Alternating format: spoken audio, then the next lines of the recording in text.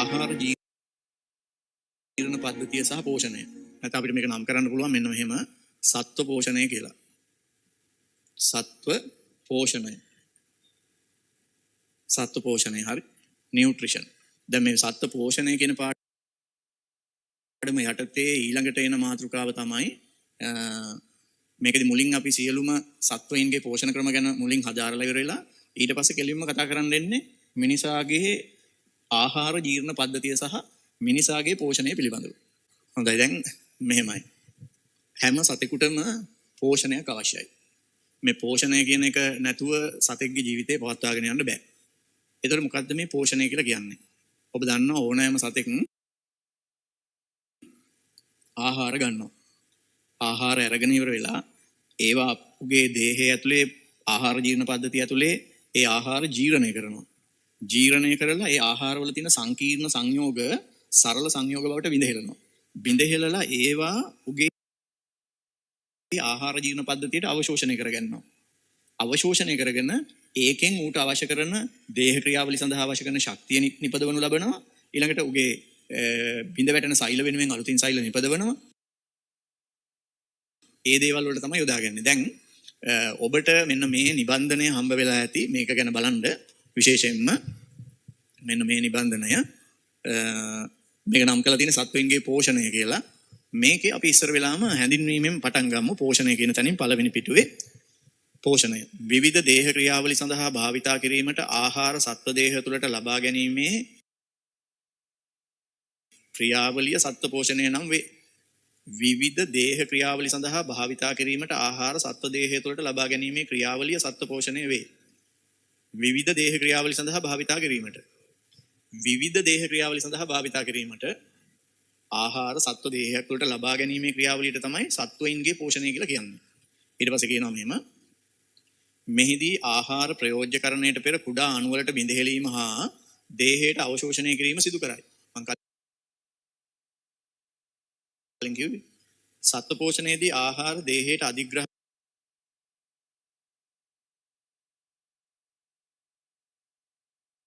කර ජීර්ණය කිරීම මගින් කුඩා අණු වලට බිඳහෙලීම සිදු කර විවිධ දේහ ක්‍රියාවලිය සඳහා භාවිතා කිරීම සිදු කරයි. ආහාර බාහිර පරිසරයෙන් අරගෙන සත්වයාගේ දේහය ඇතුළට අරගෙන දේහය තුලදී ඒවා සංකීර්ණ සංයෝග සරල සංයෝග බවට බිඳහෙරලා ඒක රුධිරයට අවශෝෂණය කරගෙන ඒවයින් තමන්ගේ දේහ ක්‍රියාවලිය සඳහා අවශ්‍ය පෝෂණය ලබා ගන්නවා. සමස්ත පෝෂණ ක්‍රියාවලියේදී සිදු වෙන්නේ ඒකයි. ඊළඟට කියනවා සියලු සත්වයින් විෂම පෝෂී පෝෂණයක් සිදු කරයි. සත්වයින්ට අමතරව සියලු දිලීර බොහෝ බැක්ටීරියා ඇතැම් ප්‍රොටිස්ටාවන්ද විෂම පෝෂීන් වේ. දැන් මම ඔබට මේ පැත්ත ඉදිරිපත් කරන්නම් මෙන්න මෙහෙම. දැන් මේ සත්ත්ව පෝෂණය ගැන කියනකොට කියනවානේ සියලුම සත්වයින් මෙහෙම කියලා විෂම පෝෂී පෝෂණය පෙන්වයි. සියලුම සත්වයින් විෂම පෝෂී පෝෂණය පෙන්වයි. මම එතෙන්ට එන්න කලින් මම මෙහෙම ගන්නම් හරි. මේ සියලුම ජීවීන්ට පොදුවේ පෝෂණය කියන කොටස ගත්තොත් සත්වයින්ට විතරක් නෙමෙයි හැම ජීවියෙකුටම පෝෂණය කියන එක අත්‍යවශ්‍යයි කියලා ඔබ දන්නවනේ. ඒ පෝෂණය කියන එක ගත්තොත් මේ පෝෂණය දෙකකට බෙදන්න පුළුවන් මෙන්න මෙහෙම. එකක් තමයි මම මෙහෙම ලියන්නම්. හරි? ස්වයං පෝෂී පෝෂණය. ස්වයං පෝෂී පෝෂණය. ඊළඟට අනිත් එක තමයි විෂම පෝෂී පෝෂණය.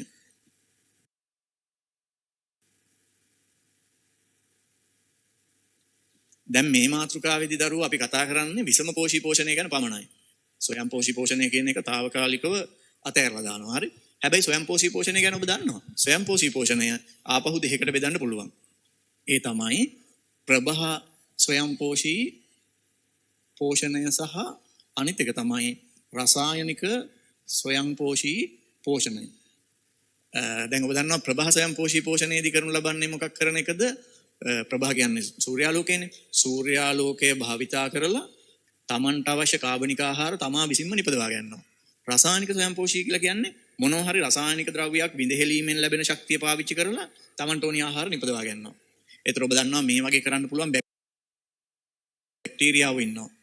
දැන් උදාහරණයක් නයිට්‍රෝසෝමෝනාස්, නයිට්‍රෝබැක්ටර්, නයිට්‍රෝකොකස් ඒ වගේ බැක්ටීරියාවෝ රසායනික ස්වයංපෝෂී. ප්‍රභා ස්වයංපෝෂී කියලා ගත්තොත් අපි දන්න හරිත ශාක සියල්ලම ප්‍රභා ස්වයංපෝෂී.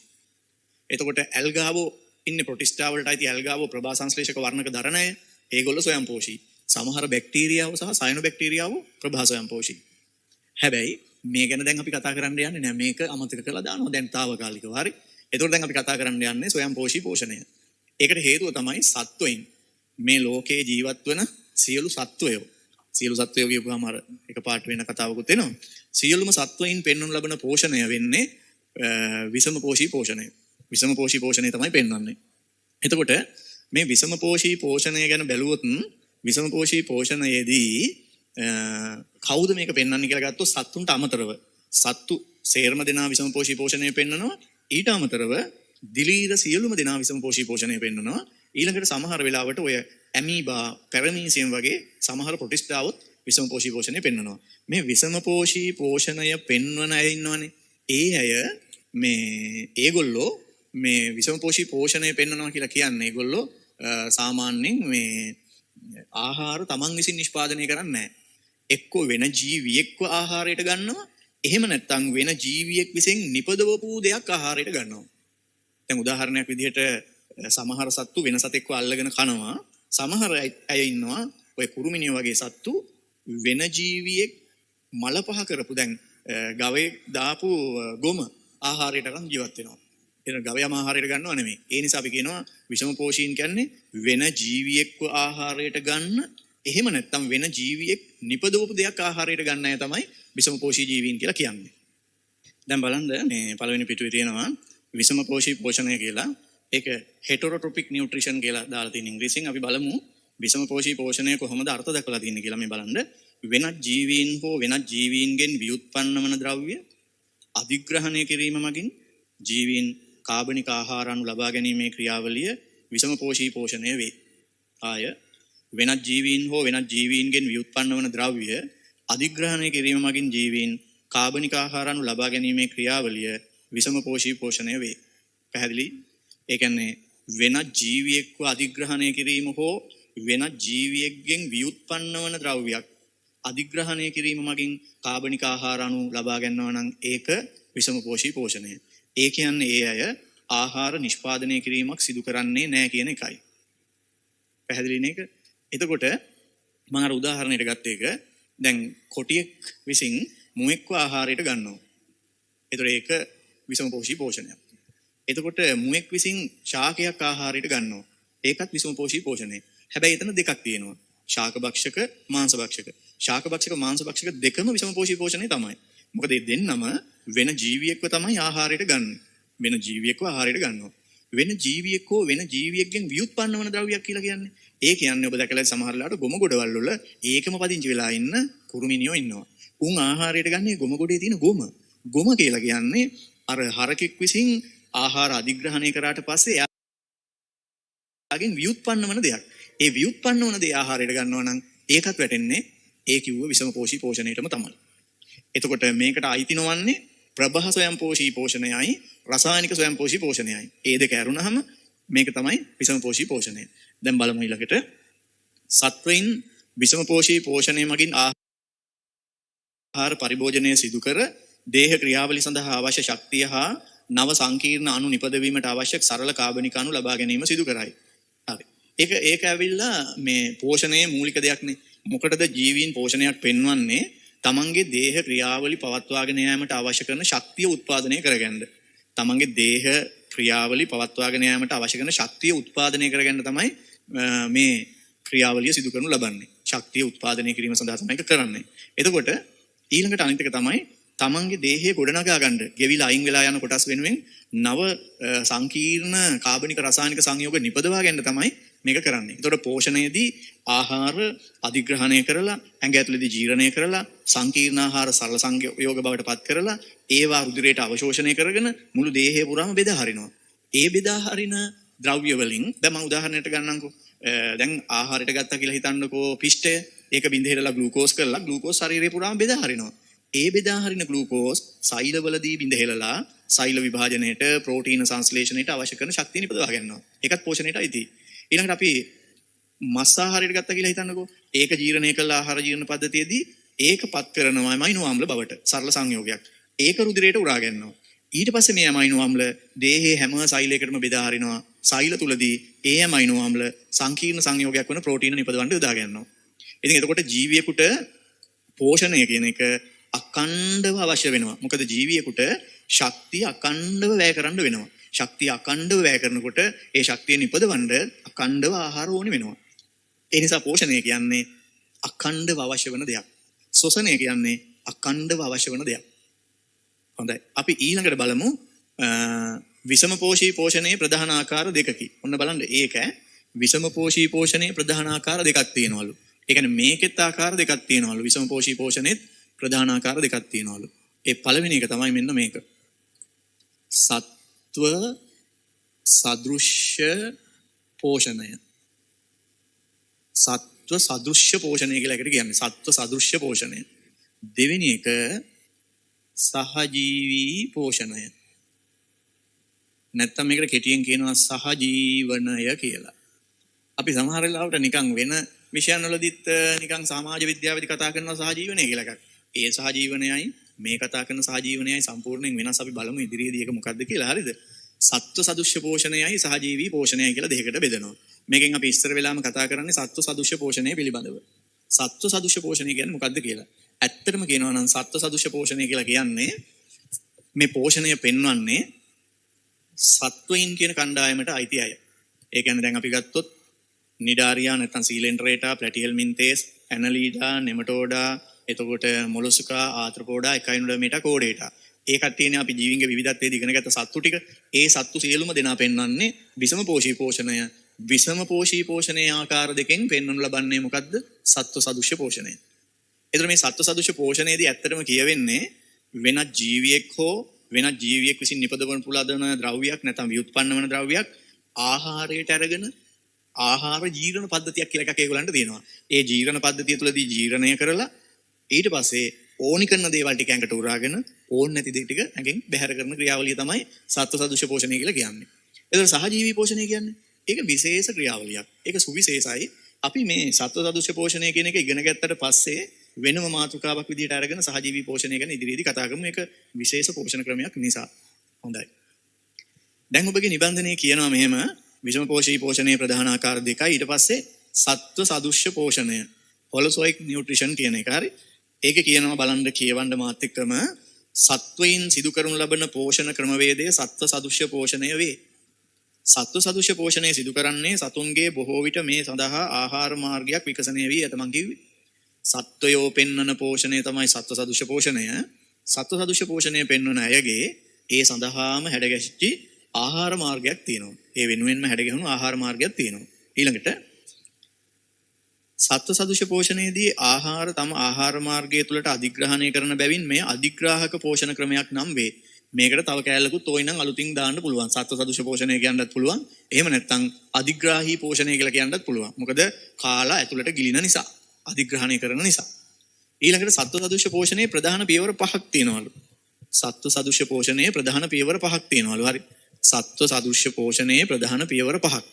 අපි බලමු මොකද්ද මේ ප්‍රධාන පියවර 5 කියලා. සත්ව සදෘශ්‍ය පෝෂණයේ ප්‍රධාන පියවර 5. සත්ව සදෘශ්‍ය පෝෂණයේ ප්‍රධාන පියවර 5 මේ මෙහෙම ගත්තොත් මේක මෙහෙම ප්‍රධාන පියවර 5කට 3යි 4යි 5කට බෙදිය හැකියි. 1 2 3 4 5. එකෙන් පළවෙනි එක තමයි මෙන්න මේක. පළවෙනි එක අධිග්‍රහණය. අධිග්‍රහණය කියලා කියන්නේ කනවා කියන එක. කාලා ගිලිනවා. හරිද? ඊට පස්සේ ඊළඟ එක තමයි ජීර්ණය. ජීර්ණය කියන එකෙන් අදහස් කරනු ලබන්නේ ඒ ආහාරයේ තියෙන සංකීර්ණ දේවල් සරල දේවල් බවට බිඳ හෙළන ක්‍රියාවලිය. එතකොට මේ ජීර්ණය කියන එක ගත්තොත් ඉදිරියට ආපහු තව දෙකකට බෙදන්න පුළුවන්. ඒ තමයි භෞතික ජීර්ණය, අනිත් එක රසායනික ජීර්ණය. ඔබ පාන් කනකොට පාන් භාගයක් විතර තිබිලා ඒක කෑලි වලට කඩලා කාලා හපලා ගිලලා ඊට පස්සේ මොකද වෙන්නේ? වමන කළ බලන්නකෝ. එතකොට ඔබට බලා ගන්න පුළුවන් ඒක නිකන් පාන් කෑලි නෙමෙයි ක්‍රීම් එක වගේ බවට පත් වෙලා. එතකොට ඒක මොන ජීර්ණයක්ද? භෞතික ජීර්ණයක්. ඒක බඩවැල් දක්වා ගියාට පස්සේ ඒකේ තියෙන පිෂ්ඨය ග්ලූකෝස් බවට පත් වෙලා තියෙනවා. ඒක රසායනික ජීර්ණයක්. ඊට පස්සේ අනිත් එක තමයි අවශෝෂණය. අර විදිහට ජීර්ණය කරලා ලැබිච්ච ඒවට කියනවා අපි අන්තඵල. එහෙම නැත්නම් කියනවා පෝෂක කියලා. පිෂ්ඨය නම් ග්ලූකෝස්, ප්‍රෝටීන නම් ඇමයිනෝ අම්ල, මේදය නම් ග්ලිසරෝල් සහ මේද අම්ල. එතකොට ඒ ලැබුණ ග්ලිසරෝල් මේද අම්ල, ග්ලූකෝස්, ඇමයිනෝ ආම්ල කියලා කියන්නේ ජීර්ණයෙන් ලැබෙන end product එක. නැත්නම් මොකද්ද? අන්තඵලය. අන්න ඒ අන්තඵලය තමයි absorb කරන්නේ. නැත්නම් අවශෝෂණය කරන්නේ. අවශෝෂණය කරන්නේ රුධිරයට හෝ මේදාම්ල නම් අවශෝෂණය කරන්න කෙලින්ම වසා වාහිනී වලට. දැන් ඔබ දන්නවා වසා වාහිනී ගැන කතා කරනකොට වසා කේශ නාලිකා තියෙනවා කියලා කිව්වා. ආහාර මාර්ගයේ තියෙන අංගුලිකාවල මැද පයවලස නාලිකා කියලා. අන්න ඒකට තමයි අවශෝෂණය කරන්නේ. හොඳයි. ඊට පස්සේ අමුතු වචනයක් එනවා මෙහෙම. ස්වීකරණය. මේ වචනේ තමයි ටිකක් දරුණු වචනේ. ස්වීකරණය. ඕක තමයි තේරෙන්නේ නැත්තේ. හරි. අවශෝෂණය කරාට පස්සේ ස්වීකරණය කරනවා. ස්වීකරණය කියන්නේ මොකක්ද කියලා අපි ගැඹුරින් ඊළඟට කතා කරමු. හරි. ඊළඟට අන්තිම එක තමයි පහ කිරීම. ඕනි නම් මේක ලියනකොට මෙහෙම ලියන්නත් පුළුවන්. හරි. මෙහෙම ලියන්න පුළුවන් පහ කිරීම කියලා. ඒකෙන් අදහස් කරන්නේ ඉලක්කම නෙමෙයි ඇත්තටම මල පහ කිරීම කියන එක. හරි සාමාන්‍යයෙන් කියන ලබන්නේ පහ කිරීම කියලා. හරි. හොඳයි. මොකද පහ කිරීම කියලා කියන්නේ? පහ කිරීම කියලා කියන්නේ අර ආහාරය අපි අධිග්‍රහණය කරනවානේ. දැන් පාම්බාගයක් කෑවා කියලා හිතන්නකෝ. පානුයි පරිප්පුයි. ඒතර ඒ කාපු ආහාරය සම්පූර්ණයෙන්ම ඒ ආහාරය එහෙම් පිටින්ම ජීර්ණය කරලා අවශෝෂණය කරනවාද? මුළු මනින්ම ඒක ජීර්ණය කරලා අවශෝෂණය කරනවාද? එහෙම් පිටින්ම ජීර්ණය කරලා අවශෝෂණය කරන්නේ නැහැ. එහෙම් පිටින්ම ජීර්ණය කරලා අවශෝෂණය කරන්නේ නැහැ. එහෙම් පිටින්ම ජීර්ණය කරලා අවශෝෂණය කරන්නේ නැති නිසා උරා ගන්න පුළුවන් ටික උරා ගන්නවා. උරා ගන්න බැරි ඒවා ටික මොකද කරන්නේ? දේහෙන් අයින් කරලා දානවා. උරා ගන්න බැරි ඒවා ටික දේහෙන් අයින් කරලා දානවා. ඒ විදිහට උරා ගන්න බැරි දේවල් ටික ජීර්ණය කරලා අවශෝෂණය කරන්න බැරි දේවල් ටික දේහෙන් බැහැර කිරීමේ ක්‍රියාවලියට තමයි මල පහ කිරීම කියලා කියන්නේ. එතකොට සත්වයේ පෝෂණයේදී ආහාර අධිග්‍රහණය කරනවා, ජීර්ණය කරනවා, අවශෝෂණය කරනවා, ස්වීකරණය කරනවා, පහ කිරීම කරනවා. මේ තමයි සත්ව සදුෂ්‍ය පෝෂණයේ මට ලියන්න පුළුවන් මෙහෙම පියවර. සත්ව සදුෂ්‍ය පෝෂණයේ පියවර පහක් තියෙනවා. ඒ පියවර පහ තමයි අපි පැහැදිලි කරේ. දැන් අපි ආයසරයක් බලමු මෙන්න මේවා පිළිබඳව ටිකක් වැඩිපුර විස්තර. අධිග්‍රහණය. මම කියවනේ අධිග්‍රහණය කියලා කියන්නේ මේ ආහාරය තියෙන්නේ දේහයට පිටින්. ඒ ආහාරය අරගෙන ආහාරය හපලා හෝ දේහය ඇතුළට ඇතුල් කර ගැනීමේ ක්‍රියාවලිය තමයි අධිග්‍රහණය කියලා කියන්නේ. මේ අධිග්‍රහණය ගත්තාම එක එක සත්තු එක එක විදිහට තමයි අධිග්‍රහණය කරන්නේ. අපි කොහොමද අධිග්‍රහණය කරන්නේ බලමු. අපි අධිග්‍රහණය කරන්නේ මෙහෙම අනලා කෑම මෙහෙම කරනවා. එතකොට මිනිසාට ආහාර අධිග්‍රහණය කරන්න මේ පූර්ව ගාත්‍රය දායක වෙනවා. නමුත් ඔබ කල්පනා කරලා බලන්න අලියෙක් ආහාර අධිග්‍රහණය කරන්නේ කොහොමද? උගේ පූර්ව ගාත්‍ර වලින් අල්ලලා මෙහෙම කනවද නැහනේ. හොඳට කල්පනා කරන්න බලන්න අලියා අධිග්‍රහණය කරන්නේ කොහොමද කියලා. කෑම කන්න මොකද්ද ඌ භාවිතා කරන්නේ කියලා. ඔව් ඌ කෑම කන්න භාවිතා කරන්නේ හොඬ වැල. හොඬ වැලෙන් තමයි ඔක්කොම ಜಾති අල්ලගෙන ඉවරලා කන්නේ. එතකොට ඊළඟට බලන්න මෙහෙම කුරුල්ලෙක් කියන බලන්න. දැන් පැණි කුරුල්ලෙක් කියන බලන්න අර දිග මෙහෙම හොටයක් තියෙන පැණි කුරුල්ල ගත්තොත් එහෙම ඌ අතින් අල්ලලා ආහාර ගන්නේ නැහැ. ඌට හොඬ වැලකුත් නැහැ. හැබැයි ඌ ආහාර අධිග්‍රහණය කරන්නේ ඌගේ හොටේ මගින්. හොටේ සකස් වෙලා තියෙනවා විවිධ හැඩතල වලට ඌගේ භෝජන ක්‍රමයට අනුව මොඩිෆිකේෂන් එහෙම නැත්නම් වෙනස් වීම වෙලා ආහාර අධිග්‍රහණය කිරීම සඳහා හැඩ ගැහිලා තියෙනවා. හරි. දැන් මේක අපි කියවලා බලමු. ආහාර අනුභවය නැත්නම් බුදීම කියලා කියනවා. බුදීම කියන්නේ අර සමහරවිට ඔබ අහලා ඇති බුදි මත කියලාත් එකක් තියෙනවනේ. බුදි මත කියන්නේ ආහාර වැඩිපුර ගැනීම නිසා ඇතිවන මත් තත්ත්වය නිසා වැඩි ආහාරය ගන්න එපා. ඒතකොට මත් ගතියක් ඇති වෙනවා. හරිද? ආහාර අනුභවය හෝ බුදීම භෝජනය සිදු කිරීමේ ක්‍රියාවලිය අධිග්‍රහණය නම් වේ. බාහිර පරිසරයේ අඩංගු ආහාර මාර්ගය තුලට හෝ දේහය තුලට ඇතුල් කර ගැනීම තමයි අපි අධිග්‍රහණය කියලා කියන්නේ. විවිධ සත්වයින් ආහාර ප්‍රභව වෙනස් වන බැවින් ඔවුන්ගේ ආහාර අධිග්‍රහණ ක්‍රම භාවිතා කරයි. විවිධ ආහාර අධිග්‍රහණ ක්‍රම භාවිතා කරනවා. ඒ සත්වයින්ගේ ආහාර වේල හා ජීවත් වන පරිසරය අනුව වෙනස් වෙනවා. ආහාර අධිග්‍රහණය සඳහා විවිධ සතුන් විවිධ ව්‍යුහ විකසනය වෙලා තියෙනවා. ඒකේ උදාහරණයක් දාලා තියෙනවා මිනිසා පූර්වගාත්‍රා, අලියා හොඬවැල, කුරුල්ලන්ගේ හොට. සමහර වෙලාවට සමහර සත්තුන්ට ආහාරය අධිග්‍රහණය කරන්න එහෙම විශේෂ දෙයක් මොකක්වත් නැහැ. දැන් උදාහරණයක් විදිහට සර්පයෙක්. ගෙම්බෙක්ව හෝ මීයෙක්ව ගිලිනකොට අතින් අල්ලගෙන ගිලින්නේ නැහනේ. ඌ අල්ලගන්නෙත් කටෙන් ඊට පස්සේ ගිලින්නෙත් කටෙන්. ඒ නිසා ඌට විශේෂ ක්‍රමවේදයක් අනුගමනය කරන්නේ නැහැ ඌ. හරි. ඊළඟට අපි බලමු ජීර්ණය ගැන මේක මොකද්ද කියන්නේ කියලා. දේහය තුළට අධිග්‍රහණය කළ ආහාර පටල හරහා දේහ සෛල හෝ ජීවියා තුළට විසරණය විය හැකි ප්‍රමාණයේ කුඩා සරල අණුබවට බිඳහෙලීම ජීර්ණයයි. අන්න එතන විශේෂ කරුණක් තියෙන නිසා මම ඔබට ඒක ඇඳලා මෙහෙම කියන්නම් මෙහෙම. ඔබ දන්නවා දැන් මෙහෙම ගත්තොත් ආහාර මාර්ගයේ මේක බඩවැල කියලා හිතන්නකෝ. මේ තියෙන බඩවැලේ තියෙන සෛල කියලා නිකන් එකමට හිතන්නකෝ මෙහෙම බඩවැලේ තියෙන සෛල කොහොම හරි. ඔන්න තියෙනවා සෛල. එතකොට ඒවට යටින්නේ රුධිර වාහිනී තියෙන්නේ. මෙහෙම යටින් රුධිර වාහිනිය තියෙන්නේ කොහොම යටින්. දැන් මේ රුධිර වාහිනිය වලට එපා ආහාර අවශෝෂණය කරන්න. දැන් ඊට පස්සේ ඔන්න බලන්න මෙහෙම මේ තියෙන්නේ බඩවැලේ අනිත් පැත්තේ බිත්තිය කියලා හිතන්නකෝ මෙහෙම. ඔන්න එහෙම තියෙනවා. දැන් මම උදාහරණයක් ගන්නම් මෙහෙම ආහාරයක් හරි. දැන් හිතන්නකෝ මේක ප්‍රෝටීනයක් කියලා මෙහෙම. ඕම් බලන්න මේ ප්‍රෝටීනය මොනවා කරන්න බැයිද? මෙන්න මේ බඩවැලේ තියෙන සෛල හරහා යන්න බෑ. මේ බඩවැලේ තියෙන සෛලවල මෙන්න මේ ප්ලාස්ම පටලය හරහා මේකට ඔහොම යන්න බෑ. ඔය යන්න බෑ. ඇත්තට මේ අණුව ලොකු වැඩි මේ ප්‍රෝටීනය. ඒ හින්දා මේක ජීර්ණය කරනවා මොනවා බවටද මේ විදිහට ඇමයිනෝ ආම්ල බවට මේ මෙහෙම. ඔහොම ජීර්ණය කරනවා. අන්න එතකොට මේ බඩවැලේ තියෙන අපිච්චදේ තියෙන සෛලයේ ප්ලාස්ම පටලය හරහා ගිහින් රුධිරයට ඒක අවශෝෂණය කරන්න පුළුවන් වෙනවා. එහෙනම් මෙන්න මේ සංකීර්ණ ව්‍යුහයක් ගන්න ආහාර මේ වගේ සරල ව්‍යුහ බවට බිඳහෙලීම තමයි අපි කියන්නේ ආහාර ජීර්ණය කියලා. මම ඔබට කලිනුත් කිව්වා ඒක දෙවිධයකට සිද්ධ කරන්න පුළුවන්. එකක් තමයි භෞතික ජීර්ණය, අනිත් එක රසායනික ජීර්ණය. හොඳයි. අපි දැන් දෙවෙනි පිටුවට එමු. ජීර්ණය ප්‍රධාන ක්‍රම දෙකකට සිදුවේ. අර මං කිව්ව එක ඉස්සර වෙලා. මොකද්ද ක්‍රම දෙක? භෞතික ජීර්ණය, රසායනික ජීර්ණය. මොන බලන්න. දත් මගින් හා පේශි සංකෝචනය මගින් ආහාර කුඩා කැබලි වලට බිඳහෙලීම සිදුවේ. මෙමගින් රසායනික ජීර්ණයේදී එන්සයිම් වල ක්‍රියාත්මක විය හැකි පෘෂ්ටික ක්ෂේත්‍රඵලය වැඩි වේ. භෞතික ජීර්ණයත් වැදගත්. දැන් අපි මස් වගේ ඒවා එහෙම නැත්නම් බත් හරි පාන් හරි මොනවා හරි දෙයක් දත් වලින් කීප වතාවක් හපලා චූටි කෑලි වලට කැඩුවාම ආහාරයේ තියෙන එන්සයිම ක්‍රියාත්මක වෙන්න පුළුවන් පෘෂ්ටික ක්ෂේත්‍රඵලය වැඩි වෙනවා. ඒ හින්දා භෞතික ජීර්ණය රසායනික ජීර්ණය කාර්යක්ෂම කරන්න උපකාරී වෙනවා. හැබැයි මේක අදාළ වෙන්නේ නැති තැනුත් තියෙනවා. සමහරවිට සර්පෙක් ගෙම්බෙක්ව කිසිම හැපිල්ලක් නැහැ. එහෙම් පිටින්ම ගුඩුස් ගාලා ගිලලා දානවා. ඒක වෙනම කතාවක්. අපිට සාපේක්ෂව ගත්තොත් එහෙම අපිට භෞතික ජීර්ණය දත්තා මේ කොපුල් පේශි වලින් ඇති කරන ඇඹරීම් ක්‍රියාවලිය මගින් ජීර්ණය කරනවා. ඊට අමතරව මේ ආමාශයට එහෙම ගියාම ආමාශයේ තියෙන පේශි මගින් ඒක තව දුරටත් අඹරලා භෞතිකව ජීර්ණය කරනවා. හොඳයි.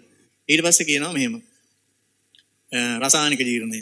එන්සයිම් මගින් ආහාරවල සංකීර්ණ අණු කුඩා සරල අණු බවට ජල විච්ඡේදනය කිරීම තමයි රසායනික ජීර්ණය කියලා කියන්නේ. උදාහරණයක් කිව්වොත් පිෂ්ඨය ග්ලූකෝස් බවට, ප්‍රෝටීන ඇමයිනෝ ආම්ල බවට, මේදේ ග්ලිසරෝල් හා මේද ආම්ල බවට රසායනිකව බිඳහෙලන්න පුළුවන්. ඒක රසායනික ජීර්ණය. හරි. දැන් අපි මේ කතා කරමින් හිටියේ මේ ගැනනේ. අධිග්‍රහණය ගැන කිව්වා, ජීර්ණය ගැන කිව්වා, ඊට පස්සේ අවශෝෂණය ගැන. අවශෝෂණය ගැන ගත්තොත් එහෙම මෙතන කියනවා ජීර්ණයට පසුව ජීර්ණ අන්තඵල වන කුඩා සරල අණු සරල සීනි ඇමයිනෝ ආම්ල වැනි සත්ව දේහ සෛල තුලට ඇතුල් කර ගැනීම අවශෝෂණය වේ. සත්ව සදෘශ පෝෂණය අපි කතා කරේ. අධිග්‍රහණය ගැන කතා කළා, ජීර්ණය ගැන කතා කළා, අවශෝෂණය ගැන කතා කළා. දැන් මොකද්ද මේ ස්වීකරණය කියන්නේ කියලා? ඒක තමයි වැදගත්ම දේ. ස්වීකරණය කියලා කියන්නේ මෙන්න මේකයි. ඔබට පේනව නේද මම ඉතිසලා කිව්වා ප්‍රෝටීන ආහාර තියෙනවා නම් ඒක ජීර්ණය කරලා ඇමයිනෝ ආම්ල බවට පත් කරනවා. ඒක ජීර්ණය කරපු ජීර්ණයෙන් ලැබුණු ඇමයිනෝ ආම්ල බඩවැලේ තියෙන අපිච්ච සෛල හරහා ගිහින් රුධිරයට උරා ගන්නවා. ඒක අවශෝෂණය. අවශෝෂණයෙන් පස්සේ තමයි ස්වීකරණය වෙන්නේ. අවශෝෂණය වෙන්නේ කොහාටද? රුධිරයට. රුධිරයට උරාගත්තට පස්සේ මම ඔබට කිව්වා ඒ උරාගත්ත පෝෂක ගිනියනවා කියලා ඇඟේ හැම සජීවී සෛලයකටම. ඒතර ඒ සජීවී සෛල තුලදී ඒ ඇමයිනෝ ආම්ල පාවිච්චි කරලා අපේ ප්‍රෝටීන හදා ගන්නවා. ඒ ඇමයිනෝ ආම්ල පාවිච්චි කරලා ආහාරයෙන් ලැබිච්ච ඇමයිනෝ ආම්ල පාවිච්චි කරලා අපේ ප්‍රෝටීන හදා ගන්නවා. ඒක ස්වීකරණ ක්‍රියාවලියක්. ඒ වගේම අවශෝෂණය කරගත්ත ග්ලූකෝස් සෛලවලට බෙදා හැරියාම සෛලවලදී ඒ ග්ලූකෝස් බිඳහෙලලා ශක්තිය නිපදවනවා නම් ඒකත් ස්වීකරණයට අයිතියි. ඒ වගේම සෛල තුලදී ඒ ග්ලූකෝස් ග්ලයිකෝජන් කරලා ගබඩා කරනවා නම් ඒකත් ස්වීකරණයට අයිතියි. මෙහෙම මතක තියාගන්නකෝ. ස්වීයත්වය නැත්තම් ස්වීය නිර්මාණ කියලා ওই වචනයක් අපි පාවිච්චි කරන්නේ. ස්වීය කියන්නේ තමන්ගේ කරගන්නවා කියන එක. තමන්ගේ ස්වීකරණ කියන්නේ තමන්ගේ කරගන්නවා.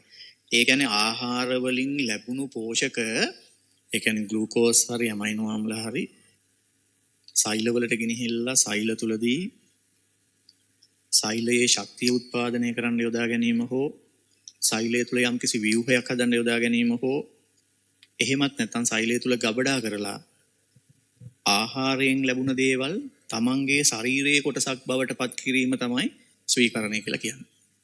දැන් අපි කතා කරා අධිග්‍රහණය ගැන, ඊට පස්සේ ජීර්ණය ගැන, අවශෝෂණය ගැන, ස්වීකරණය ගැන. බලමු මේකේ ස්වීකරණය ගැන කියලා තියෙන විදිහ. අවශෝෂණය කරන ලද පෝෂක ද්‍රව්‍ය නැත්නම් ජීර්ණයේ අන්තඵල විවිධ දේහ ක්‍රියාවලි සඳහා ප්‍රයෝජ්‍යකරණය කරන එකට තමයි ස්වීකරණය කියලා කියන්නේ. මෙහිදී නව සංකීර්ණාණු නිපදවීම හා ශ්වසනයට ලක්කර ශක්තිය නිපදවීම කියන දෙකම ස්වීකරණයට අයිතියි. ඒ වගේම මේකේ සඳහන් වෙලා නැති වුණාට ගබඩා කරන එකත් ස්වීකරණයට අයිතියි. ආහාරය කියන්නේ පිටින් ගත්ත දෙයක්. ඒකෙන් ලබාගත් ද්‍රව්‍ය අපේ ශරීරයේ කොටසක් බවට පත් කරන එක ස්වීකරණයයි. ඒ අනුව අපේ ශරීරයේ පවතින මේ සියලුම ද්‍රව්‍ය යනු අපි අපේ ආහාරය මගින් ස්වීකරණය කරගත්ත දේවල් ටික තමයි මේ අපේ ශරීරය තුල තියෙන්නේ. හොඳයි. මේ ක්‍රියාවලියට අනුව ගත්තොත් එහෙම අවසානයේදී දකින්න ලැබෙන එක තමයි පහ කිරීම කියන එක. පහ කිරීමේ ක්‍රියාවලිය. පහ කිරීමේදී කරන්නේ මොකද්ද? අර අධිග්‍රහණය කරපු ආහාර වලින් ජීර්ණය කරලා අවශෝෂණය කරගන්න බැරි වෙච්ච කොටස් තියෙනවා. මුළු ආහාරය මුළුමනින්ම ජීර්ණයට ලක් වෙන්නේ නැහැ. ඒ හින්දා ජීර්ණයට ලක් නොවි අවශෝෂණයට ලක් නොවි ආහාර මාර්ගයේ ඉතුරු වෙන ද්‍රව්‍ය ටික ආහාර මාර්ගයේ කෙලවරින් නැවත නිදහස් කරනවා එළියට. ඒක තමයි පහ කිරීම. ආහාරවල ජීර්ණය නොවු සංඝටක ආහාර මාර්ගයෙන් බැහැර කිරීම පහ කිරීම නම් වේ. දැන් ඔබට නැවත මම මතක් කළොතින් එහෙම අපි මේ කතා කරමින් යන්නේ සත්වයින්ගේ පෝෂණය. ඒක විෂම පෝෂී පෝෂණයක්. ඒකේ තියෙනවා ප්‍රධාන ආකාර දෙකක් සත්ව සදෘශ්‍ය පෝෂණය සහ සහජීවී පෝෂණය. මේ ගැන කතා කළේ නෑ අපි. සත්ව සදෘශ්‍ය පෝෂණය කියන්නේ සතුන්ගේ දකින්න ලැබෙන ප්‍රධාන පෝෂණ ක්‍රමය. ඒකේ තියෙනවා පියවර නැත්නම් ස්ටෙප්ස් කීපයක්. ඒ තමයි අධිග්‍රහණය, ජීර්ණය, අවශෝෂණය, ස්වීකරණය පහ කිරීම. ඊළඟට තියෙනවා මාතෘකාවක් සතුන්ගේ භෝජන යාන්ත්‍රණ feeding mechanism of animal. භෝජන යාන්ත්‍රණ. ඒ කියන්නේ මේ භෝජනය ගන්න විදිහ. දැන් අපි ගත්තොත් අපි සංස්කෘතියට අනුව අපි මොකද කරන්නේ මේ අපේ භෝජනය ගැනීමේදී කෑම අතින් අනලා අතින්ම මෙහෙම කනවා. සමහරට යුරෝපීය ජාතිකයෝ කෑම අතින් අනන්නේ නැතුව හැන්ද, ගෑරුප්පුව, පිහිය ඒවා භාවිතා කරලා ඒ ටූල්ස් වලින් ආහාර ගන්නවා. එතකොට එහෙම ගත්තහම ඒකත් සතුන්ගේ භෝජන යාන්ත්‍රණයක්. භෝජනය කියලා කියන්නේ ආහාර අධිග්‍රහණය කරන ක්‍රම. ආහාර අධිග්‍රහණය කරන විදි. මේකේ දාලා තියෙනවා සත්ව සදෘශ්‍ය පෝෂණය නිරූපණය කරන ජීවීන්ගේ භෝජන යාන්ත්‍රණ මත ඔවුන්ගේ ප්‍රධාන කාණ්ඩ හතරකට බෙදනවා. පෙරා බුදින්නන්, තරල බුදින්නන්, උපස්තර බුදින්නන්, තොග බුදින්නන් කියලා. ඒ කියන්නේ මෙන්න මේ අධිග්‍රහණය කරන යාන්ත්‍රණය ගැනනේ ඔය කියන්නේ. මේ අධිග්‍රහණය කරන යාන්ත්‍රණ ගැන තමයි අපි කියන්නේ. හරිද? මේකට තමයි භෝජන යාන්ත්‍රණ කියලා කියන්නේ. ඒතර භෝජන යාන්ත්‍රණ හතරක් තියෙනවා. 1 2 3 4. ඒ භෝජන යාන්ත්‍රණ හතර තමයි පළවෙනි එක පෙරා බුදීම. පෙරා බොන එක නෙමෙයි පෙරා බුදීම. හරි? පෙරා බුදීම. බුදීම කියන්නේ මේ අධිග්‍රහණය කියන එක. හරි? පෙරා බුදීම. අපි කියනවා ෆිල්ටර් ෆීඩර් කියලා. ෆිල්ටර් ෆීඩර්. නැත්නම් ෆිල්ටර් ෆීඩින් එක කරන එකට ෆිල්ටර් ෆීඩර් කියලා කියනවා. හරි? ඔව්. ඊළඟ එක තමයි තරල බුදීම. ෆ්ලුයිඩ් ෆීඩර්ස්ලා තරලයක් උරා බොන්නේ. හරි? තරල උරා බීම කරනු ලබන්නේ. ඊළඟ එක උපස්තර බුදීම.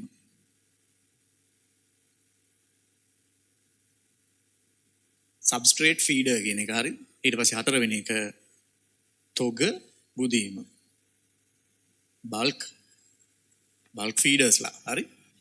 පෙරා බුදීම කරනවා සමහර අය, තරල බුදීම කරනවා, උපස්තර බුදීම කරනවා, තොග බුදීම කරනවා. ඔන්නෝම තමයි සත්වයින්ගේ ආහාර ගැනීමේ භෝජන ක්‍රම කියලා අපි හඳුන්වන්නේ. නැත්නම් භෝජන යාන්ත්‍රණ කියලා කියන්නේ. එතකොට මේ භෝජන යාන්ත්‍රණ වලින් පෙරා බුදින්නන් කියන අය ගත්තොත් පෙරා බුදින්නම් ෆිල්ටර් ෆීඩර්ස්ලා. ඒගොල්ලෝ මොන වගේද කියලා අපි බලමු. බාන්න එක කියනවා මෙහෙම. තමා වාසය කරනු ලබන ජලීය මාධ්‍යයේ අවලම්බිත ආහාරාංශු පෙරා අනුභවය කරන ජීවීන් පෙරා බුදින්නන් වේ. මේ සඳහා අල්ලා ගැනීම හෝ උගුල් වැනි යාන්ත්‍රණ යොදා ගනී. උදාහරණ මට්ටින් කාවාටි වගේ බෙල්ලෝ මොවුන් ජලක්ලෝම හරහා ගමන් කරන ජලයේ අඩංගු කුඩා ආහාරාංශු භෝජනය කරයි. ඒ කියන්නේ මේ පෙරා බුදීම සිද්ධ කරන අය මේ ගොඩබිමේ ජීවත් වෙන අය නෙමෙයි. මේ පෙරා බුදීමේ යාන්ත්‍රණය පෙන්වන සියලුම දෙනා වතුරේ ජීවත් වෙන අය. ඒක හරි ලස්සනට පැහැදිලි කරන්න පුළුවන්. වතුරේ ජීවත් වෙන අය තමයි පෙරා බුදීම කරන්නේ. මොනවද පෙරා බුදීම කරන්නේ? වතුරේ දිය වෙලා තියෙන සියුම් අංශු. ඉතා කුඩා අංශු තමයි පෙරා බුදීම කරන්නේ. ඒකට ඒගොල්ලන්ට මොකක් හරි යාන්ත්‍රණයක් තියෙනවා. බොහෝ අයට තියෙනවා ජලග්ලෝම. ජලග්ලෝම කියන්නේ හීනි කෙඳි. මෙන්න මේ ජලග්ලෝම අස්සෙන් වතුර යන්න සලස්වනවා. ඒතකොට අර ජලග්ලෝම වල රැඳෙනවා චූටි කාබනික අංශු වතුරේ තියෙන. ඊට පස්සේ ඒවා බොහොම පීරලා අරන් ඒ අංශු ටික ආහාරයට ගන්නවා. පෙරබුදීම කියන්නේ අන්න ඒකයි. ඊළඟට අපි බලමු තරල බුදීම කියන එක. ඒ ගැන කියලා තියෙනවා මෙහෙම පෝෂක බහුල තරලය සජීවී ධාරක දේහයකින් උරා බීමෙන් භෝජනය සිදු කරන ලබන ජීවීන් තරල බුදින්නන් වේ. තරල බුදින්නන්ගේ මෙම භෝජන විලාසයට අනුවර්තනයක් ලෙස විශේෂණය වූ මුඛෝපාංග විකසනය වී ඇත. ඔහොම කියනකොට ඔබට මතක් වෙනවා ඇති තරල බුදින කෙනෙක්. නිතර අපිට කරදර කරන තරල බුදින්නෙක් ඉන්නවා.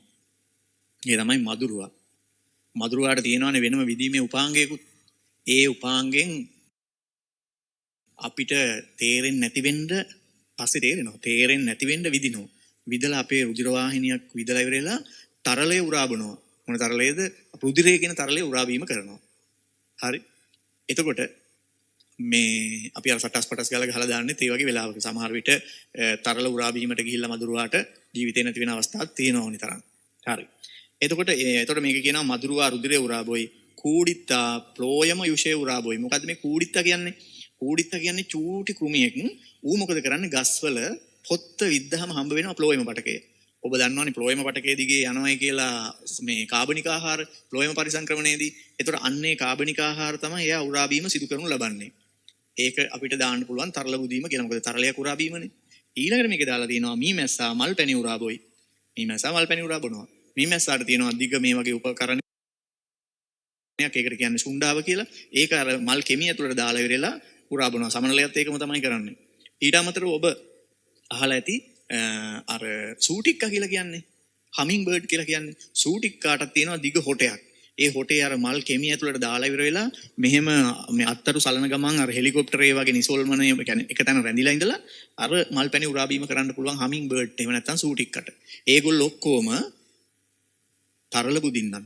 හැබැයි තරල බුදින්නන්ගේ දැන් මෙතන කියවෙනවා මෙහෙම මෙතන බලනකොට පෝෂක බහුල තරලය සජීවී ධාරක දේහයකින් උරා බීමෙන් කියලා.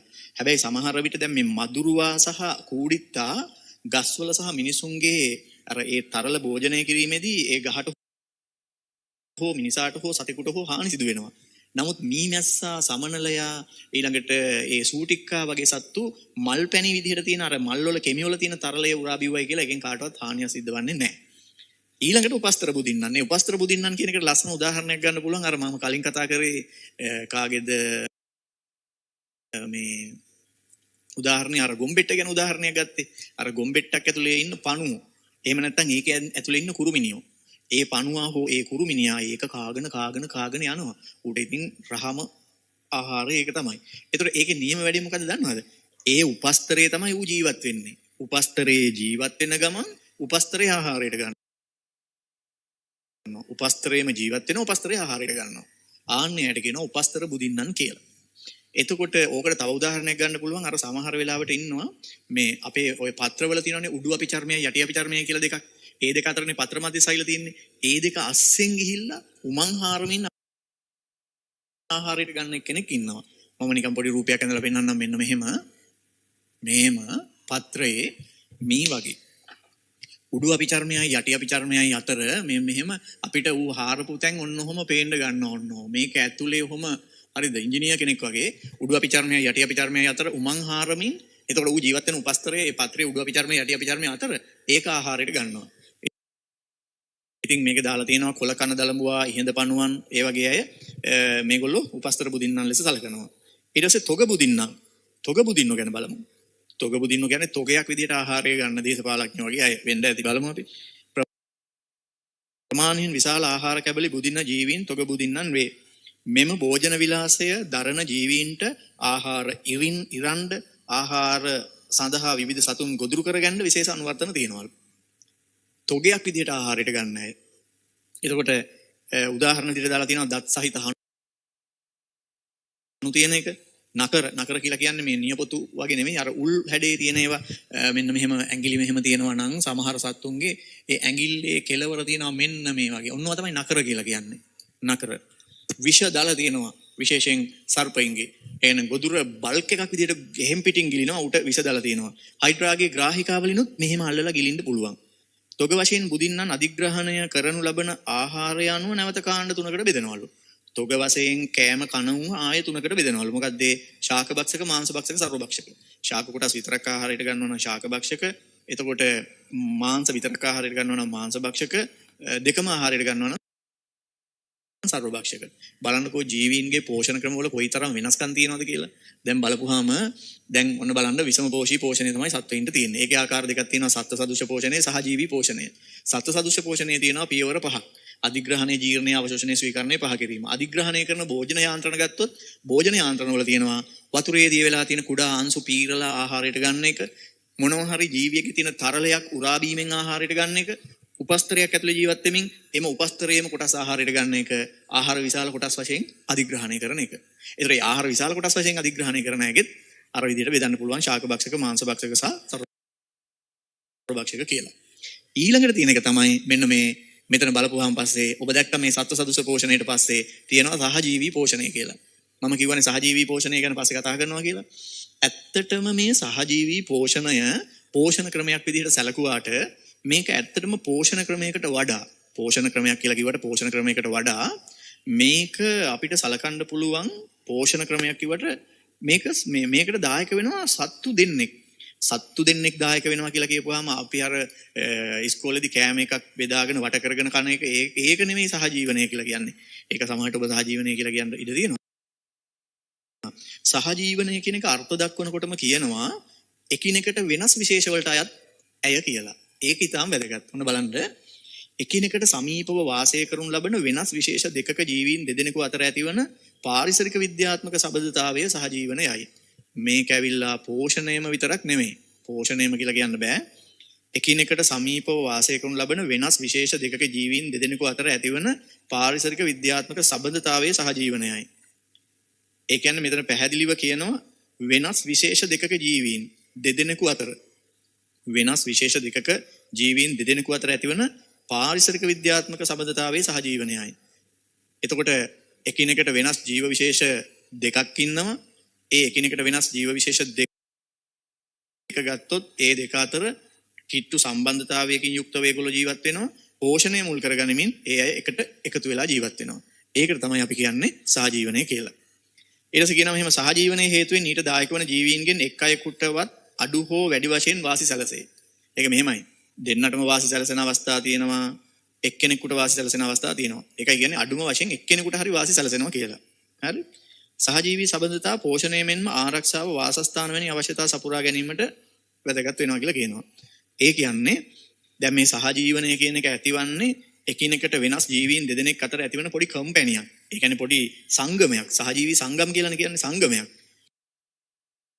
ඒතර මේ සංගමය නිසා එකක් තමයි පෝෂණ අවශ්‍යතාවය සපුරා ගන්න පුළුවන් වෙනවා. පෝෂණ අවශ්‍යතාවයට අමතරව ඒ ජීව විශේෂ දෙකෙන් එකෙකුට හෝ දෙන්නටම හෝ ආරක්ෂාව සපුරා ගන්න පුළුවන් වෙනවා. ඒ වගේම සමහර විට වාසස්ථානය සපයා ගන්න පුළුවන් වෙනවා. ඒ අනුව මේ සහජීවී පෝෂණය හෙවත් සහජීවනය කියන්නේ පෝෂණය විතරක්ම සලකලා ඇතිවන දෙයක් නෙමෙයි. පෝෂණයයි ඊළඟට ආරක්ෂාවයි වාසස්ථානයි තුනම සම්පූර්ණ කරන විශේෂිත පෝෂණ ක්‍රමයක් විදිහට සලකනවා. එතකොට මේ සහජීවනයේදී ඒ අර එකිනෙකට වෙනස් ජීව විශේෂ දෙකේ අය දායක වන විදිහ අනුව ආපහු සහජීවනයේ කොටස් තුනකට අපිට බෙදලා දක්වන්න පුළුවන්. සහජීවනයේත් නැත්නම් සහජීවී පෝෂණයේත් ආකාර තුනක් තියෙනවා. මෙන්න මේ විදිහට 1 2 3 1 2 3 සහජීවී පෝෂණය නැවත කොටස් තුනකට බෙදෙනවා. පළවෙනි එකට කියන්නේ අන්‍යෝන්‍යාධාරය. දෙවෙනි එක සහභෝජිත්වය. තුන්වෙනි එක පරපෝෂීතාවය. ඒ කියන්නේ සහජීවී පෝෂණයේ ආකාර තුනක් තියෙනවා. අන්‍යෝන්‍යාධාරය, සහභෝජිත්වය, පරපෝෂීතාවය කියලා. දැන් සහජීවී පෝෂණය ගැන කියනකොට අපි කලින් කිව්වා සහජීවී පෝෂණයෙන් අදහස් කරන්නේ ඇත්තටම පෝෂණය පමණක් නෙමෙයි, ජීව විශේෂ දෙකක් එකිනෙකට සමීප සම්බන්ධතාවයකින් යුක්තව ජීවත් වෙනවා. එහෙම හදාගන්න සංගමයක් තමයි සහජීවනය කියලා කියන්නේ. ඒකෙන් පෝෂණ අවශ්‍යතාවය, වාසස්ථාන පිළිබඳ අවශ්‍යතාවය, ආරක්ෂාව පිළිබඳ අවශ්‍යතාවය කියන තුනම සම්පූර්ණ වන පාරිසරික සම්බන්ධතාවයක් තමයි සහජීවනය කියලා කියන්නේ. දැන් අපි මේකෙන් එකින් එක දැනගන්න ඕනේ. අන්‍යෝන්‍යාධාරය කියන්නේ මොකක්ද කියලා. අපි මේ පැත්තෙන් බලමු. අන්‍යෝන්‍යාධාරය.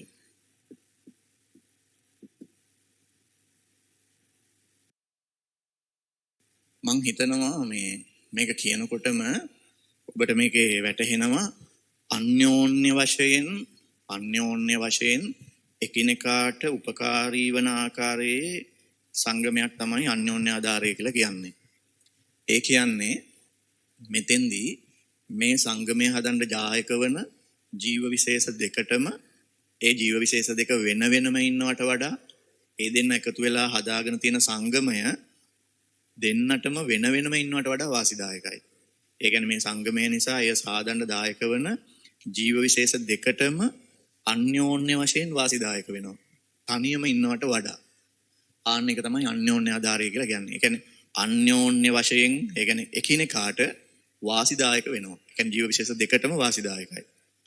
ඒකේ අර්ථ දැක්වීමේ දීලා තියෙනවා බලන්න ඕගොල්ලන්ගේ නිබන්ධනය. අන්‍යෝන්‍යාධාරය මියුචුවලිසම් කියලා අපි හඳුන්වන්නේ එකිනෙකට වෙනස් ජීව විශේෂ දෙකක් ජීවීන් දෙදෙනෙකු අතර ඇතිවන සමීප සම්බන්ධතාවයකි. මෙමකින් ඊට දායක වන ජීවීන් දෙදෙනාටම වාසි සැලසේ.